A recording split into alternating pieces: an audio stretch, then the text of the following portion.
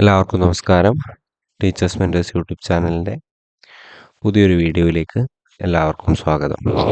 ഇന്ന് ഞാൻ നിങ്ങൾക്ക് മുന്നിലെത്തിയിരിക്കുന്നത് ക്ലാസ് 3 ഇംഗ്ലീഷിലെ യൂണിറ്റ് 5 ഹോണസ്റ്റി പേസ് അതിലെ activity 11 pick up the parts of the sentence എന്ന ആക്ടിവിറ്റിയുമായിട്ടാണ്.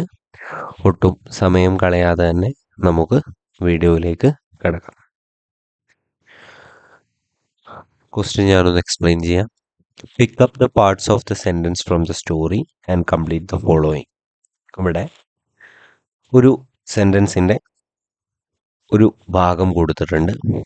ടെക്സ്റ്റ് ബുക്കിൽ നോക്കി നമ്മൾ ആ സെൻറ്റൻസിൻ്റെ ബാക്കി ഭാഗം കണ്ടെത്തുകയാണ് ചെയ്യേണ്ടത്.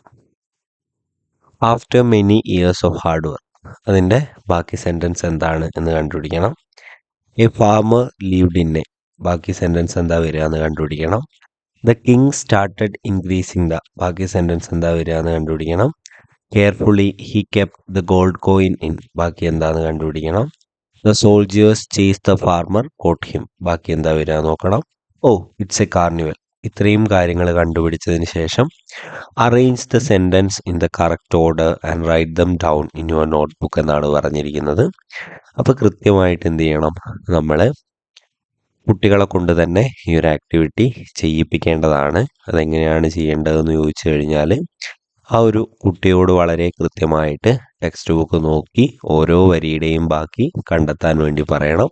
ആ കണ്ടെത്തിയതിന് ശേഷം മാത്രം അത് അറേഞ്ച്മെൻറ്റിലേക്ക് നമ്മൾ പോയാൽ മതിയാവും. നമ്മൾ ഒന്ന് നോക്കാം.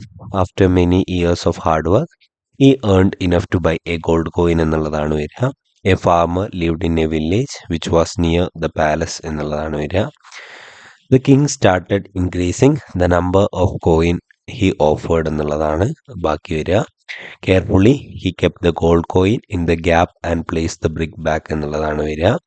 The soldiers chase the farmer caught him and took him to the king എന്നുള്ളതാണ് വരിക.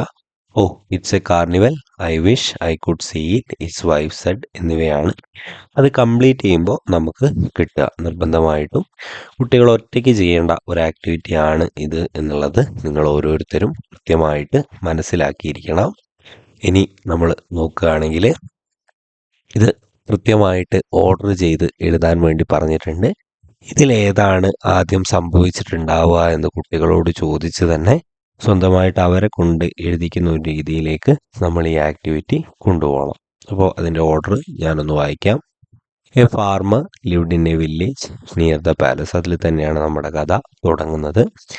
After many years of hard work he earned enough to buy a gold coin.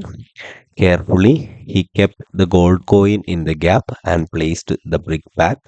Oh, it's a carnival, I wish I could see it, his wife said.